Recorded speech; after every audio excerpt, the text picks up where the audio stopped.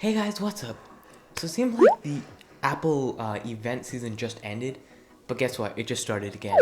Apple event number 1 for 2021 is here, spring loaded, and since most of you guys probably don't have the time to watch that around an hour-long event, I'm gonna give you a quick recap of the whole event, including everything from the new Macs, new iPads, Apple TV, and Airtags. Now, I'm gonna divide the video into sections so that you can skip ahead in case you want details on something specific. Before we get into the video, guys, quickly, don't forget to subscribe and turn on post notifications. On this channel, we do all things tech, so I would really recommend you guys go check out some other videos after you watch this one, and subscribe and turn on post notifications so that you don't miss any videos. Leave a like on this video, and also one more thing, join our Discord server, link in the description below. But now I think we should get into it. Alright, quick thing I just want to put out there, sorry if I look down a bit, I'm looking at my notes, and as well as if the production quality of this video isn't that great, which it probably won't be because I'm doing this in a real hurry, I'm sorry about that. But let's get started. First thing we have is Apple Card Family. Let spouses or partners both build credit on a single credit card, which is pretty much not available in any other credit service. They covered that pretty quickly, but basically, if you have a shared credit card, usually you can't build credit together. Only one person builds credit, but Apple is trying to change that and lets both people build credit now. Next up is Apple Podcasts. So they're making a few changes here. Redesigned UI, as you can see right here, it's just changed up, better recommendations and grouping of things.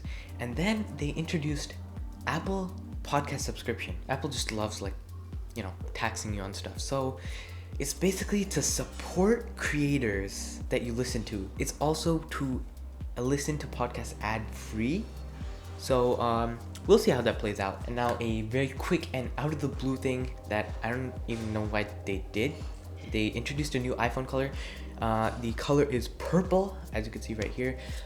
It is for the iPhone 12 mini and iPhone 12, and it will be available on April 30th. Now we're getting into real good stuff. Okay, this is something literally that has been in like teasers and leaks for so long, and we've waited like, I think it's more than a year now. Airtags, okay? It uses the Find My network to find your keys and other things, basically whatever you attach it to. They're customizable, as you can see right here. You can like engrave emojis or letters or whatever you want on them. And if you have an iPhone 12 or any iPhone with the U1 chip, you have precision finding. So basically precision finding, what it does is it gives you exact locations and directions inside your house to the object. And it uses camera data and stuff to do that. I just saw this picture in the thing, but other than that, it's not clear exactly how it works. We'll know once we get those. But the pricing for that, it's actually interesting. $29 for one and $100 for 4. So obviously 4 is a better deal. But $30 for AirTags seems a bit pricey. I'd have expected it to be a bit lower. These will be available to pre-order this Friday, and they will be available on April 30th. And they also have a special Hermes leather holder. Yeah, they look like this. Alright, and now let's get into some stuff about Apple TV. So there's a new season of Ted Lasso coming. There was a huge trailer of that. I don't know why they decided to include that in the event, but that's that.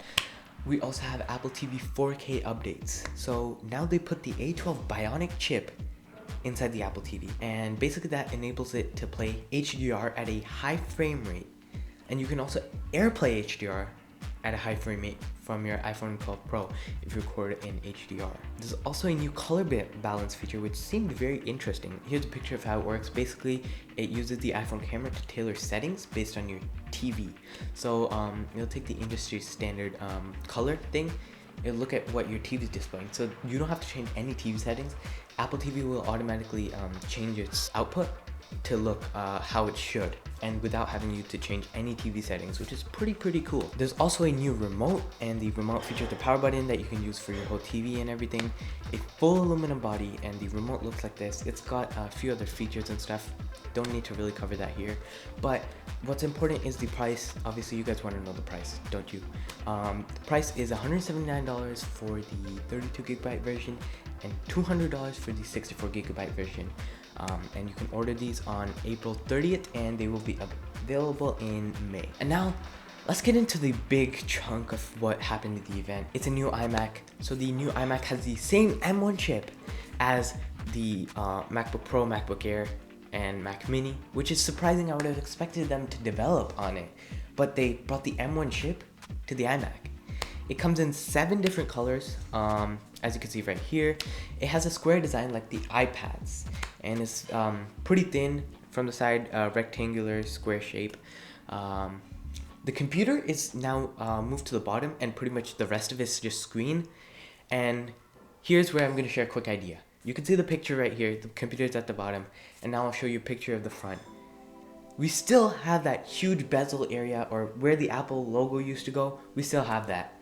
And it seems pretty interesting that they went ahead, they slimmed it down, but they couldn't like put a full screen thing, like a edge-to-edge screen with no bezels. Like, Apple, come on, it's 2021.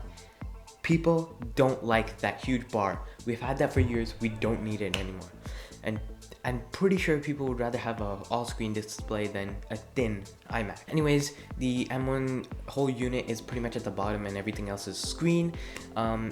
They have moved from 21 inches to 24 inches. Display 4.5K with a Retina screen. P3 color, True Tone, 500 nits of brightness. And finally, Apple did listen to us a little bit. They included a 1080p camera with a larger sensor and ISP, which is basically because of the M1 chip that they put in there. But finally, we have 1080p cameras. They also put the 3 mics that you have in the MacBook Pro, and they upgraded the speaker system to 6 speakers with spatial audio, which is pretty interesting.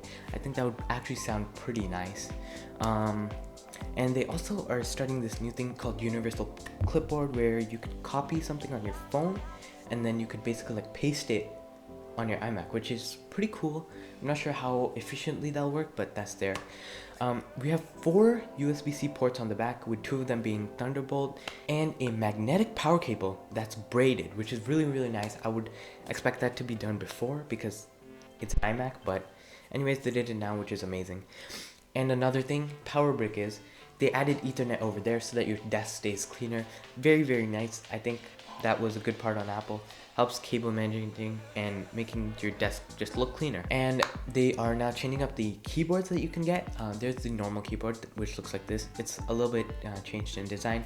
There is the Touch ID keyboard, which has Touch ID in it. Or there is the Touch ID and numerical keyboard. And all of this stuff is color matched to the iMac, as the mouse and the trackpad also, they're all color matched. And for pricing, guys, there are 2 options here. So for $12.99 you can get the iMac in 4 colors with a 8-core CPU and 7-core GPU, as well as the normal keyboard. So basically spec'd out as the MacBook Air. And then for another $200 you can get it in 7 colors with the 8-core CPU and GPU, and then the Touch ID keyboard. For $200, that difference seems interesting. And on April 30th you'll be able to pre-order this, and delivery is around mid-May, or that's what Apple is saying. And now, guys, for the most controversial or the weirdest part of this event, they introduced a new iPad Pro. And now, okay, that's fine, yeah, iPad Pro. We've been having those for quite some time now. But it seems like Apple didn't have anything else. So they took this M1 chip right here, this one, and they just like took the iPad. They made a iPad Pro with the M1 chip in it. Now let's just take a break from the video real quick. Think about this. M1 plus iPad just equals MacBook Air. Anyways, guys, some other updates to the iPad Pro, which is other than the M1 chip, which they really didn't need to put in there, but they did. We have faster storage. They're saying 2 times faster storage. You can also get 2 terabytes in storage, which is pretty interesting on a iPad. They added Thunderbolt and USB 4 support, which is really nice. You can plug in docks now. You can use the 6K Pro Display XDR, which is nice also. They also added 5G for the iPad and millimeter wave in the US also, which is definitely a good move. And then they also added a 12 megapixel front camera, which is a ultra wide. And they did the ultra wide because they added a new feature called center stage. Now this seems very interesting. It seems like they're doing something like the Echo Show, where it like kind of just follows you, but basically center stage is where it pans the camera around to keep you in frame. I'm really interested to see how that will work, but basically it just kind of tracks you and keeps you in frame. I wonder how wide it can go. In the video, it literally didn't look like it was an iPad. It looked like it was an iPad on something, but we'll see when the iPad comes out. And now for the final main update to the iPad, the 12.9-inch iPad will now have a liquid Retina XDR display, the same as the Pro Display XDR, meaning HDR and all that good stuff. So it has 1000 nit full brightness, 1600 nit peak brightness. They put 10,000 mini LEDs, and previously there were only 75 in the old iPad. So the display should be pretty crisp. There are 5 more scribble languages added, and they also introduced a magic folio in white, which you can see here. Looks pretty clean and definitely is nice. And in terms of pricing, the 11-inch will start at $799. The 12.9-inch will start at $1,090, which is a pretty high price for an iPad. And considering it has an M1 chip, and the MacBook Air has an M1 chip with both have no cooling, I kind of want to see, like, do they perform on par? Because if they do, then what's the distinction? I'm really interested to see what Apple's trying to do here with their lineup. And I forgot to tell you guys quickly, the iPad Pro will be available to order on April 30th and mid-May delivery. So yeah guys, that's pretty much it for this video. Hope you guys enjoyed. I hope I got everything covered. If you watched the event and you are also watching this and you think I missed something, please leave it down in the comments below. Also, I want to know your thoughts on a M1 iPad and the new iMac. Let me know in the comments below. Personally, I think they didn't innovate as much as they could, especially on the iMac. Like, they gotta get rid of that bezel. If the next iMac also has a bezel, then anyways guys, don't forget to subscribe and turn on post notifications. Check out some of the other videos after this video. Leave a like on this video if you liked it. If you didn't like it, that's also fine. And yeah, that's pretty much it for this video. Hope you guys are all doing well. Stay safe, and we out.